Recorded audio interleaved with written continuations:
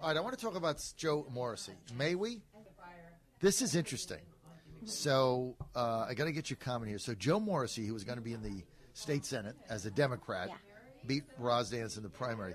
So he's having a fundraiser on the 2nd, on Wednesday. You were invited. Yes. You're in Louisiana. I'm in Louisiana. So I want you to think about the coalition that Morrissey has put together. It's really fascinating. So look at this event. Look at the optics of this event. So you go to his home, and, of course, he's married to Myrna, who's an African-American, and they've got the 4 children, which are mixed. And then at this fundraiser, the headliners for the fundraiser is Governor McGenius and the Godfather, Dick Saslaw. Those are the headliners, right? The MC of the event is me, former Trump chair, right? Trump guy, Republican, right? So I'm the MC. Headliners, McAuliffe, Saslaw. Attending, Governor Ralph Northam is attending. So you got the 3 big Dems there. You got me there. Also attending, right?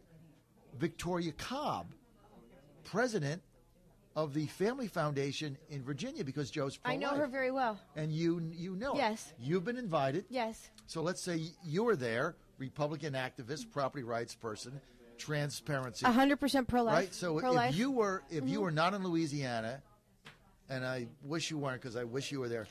Look, when McAuliffe... Think of the think of the coalition that Joe has put together. That's there publicly. Victoria Cobb, Martha Family Bonetta, Foundation, pro-life, pro-family. John Fredericks, Governor Northam, Governor McGenius, Dick Saslaw.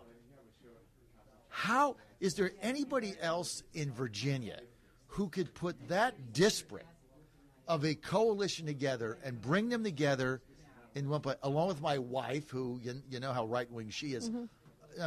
She's hard right. So you got her, you got me, you, Cobb, Northam, McGenius, and Saslaw, the Godfather. Well, I mean, it's. Have you ever seen anybody put that kind of a coalition together? You know, I'll tell you something that is very touching to me, and that is when I see Democrats not be afraid to say that they're pro-life. I mean, I'm pro-life. I support the Family Foundation. I've donated to the Family Foundation. And the fact that Victoria Cobb is attending really speaks volumes, too. But when I see a Democrat who's not afraid to say, yeah, you know what, I am pro-life. I support the unborn. Well, Joe's the only one that's doing that in Virginia. Yeah. Joe's it. Right. Morrissey's it. Yeah, and there was a Democrat in the southern part of the state that was pro-life and pro-guns. Remember, he passed away. He passed away. Who was that? Do you remember? I can't think of his name. You're right. But he was so popular. He was popular with both sides of the aisle. He wasn't afraid to speak truth. And I think there are a lot of Democrats that are pro-life, but they're afraid to say they are. You know, they're appalled that Northam, was advocating for murdering an innocent life after birth, right? But they don't want to say anything. And Joe is not afraid to say, I'm pro-life. No, and as a result of that, he's put together this amazing group of people that have very different political views and ideologies all coming together at the same time to support one guy who happens to be, let's call him a blue dog Democrat. He's also a pro-business guy, right? I mean, he owns a company, he signs a front of paychecks. He's an attorney, a law firm. He's a law firm, but he runs businesses. And so he's got business acumen. He's a fiscal conservative. Now he's also, he's also a liberal on a lot of the social issues, justice reform. He's for no cash bail. So am I. He's the opposite of where we are on guns, right? There's he's pro legalizing marijuana. I'm not. So there's issues there where we don't agree, but for the most part, he's brought people together that. If somebody could do this on a bigger scale, they would have a pretty powerful opportunity to be successful in this state because we're so polarized. And who do you think could do that on the right? I don't think there's anybody. Michael Harrison, maybe we'll get him to run, but I'm not sure that there's anybody. Who of all the contenders? Pete Snyder, Denver Riggleman. Who else? Who else is hinting at it? What about? I'm hearing that our former governor might be considering a run, moving to Virginia Beach and running. Our former governor? McDonald? No. Jim Gilmore's in Germany. George Allen? George Allen. I'd love to see George Allen run. Yeah, George Allen could probably do that. In fact, of anybody you mentioned, Riggleman or George Allen would probably be the two that do it. What about George Allen's wife? Susan Allen? I'm in. Yes. Great lady. Great lady. Very intelligent, very articulate, very inspiring. But look, these are the things. Now, if we could get Martha Zoller to come to Virginia, we get her to run. Yes. Right? Right. She'd be good.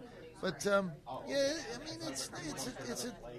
it's just very interesting. Now, the other thing that Joe's done, this is October 2nd, and I got to get you to change your Louisiana plans. You got to. No can do. No can I know, do. but you'll be there in spirit. Here's what else he's done. Right? He's opened it up to. He's invited 4 members of the legacy media to go. Who?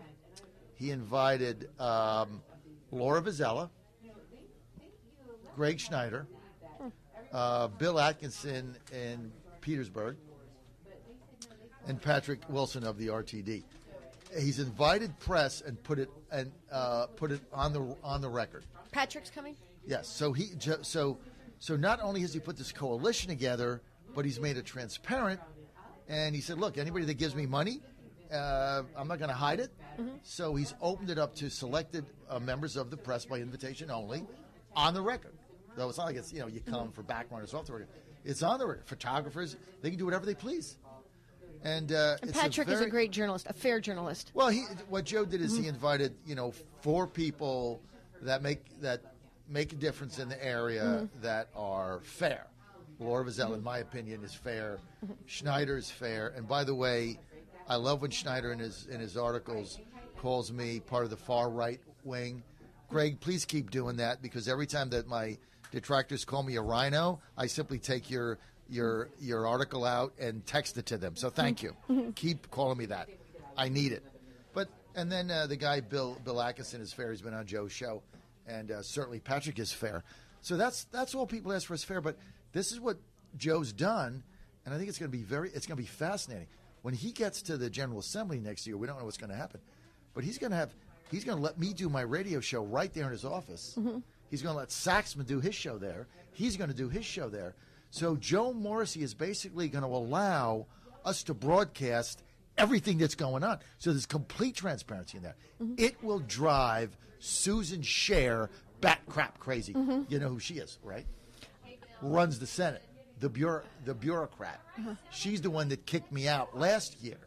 Said I couldn't do my show there after all that time. Why? Right? Some obscure rule from 1951. So she kicked me out, right? But Joe said I don't care what she says, we're not going to kick you out.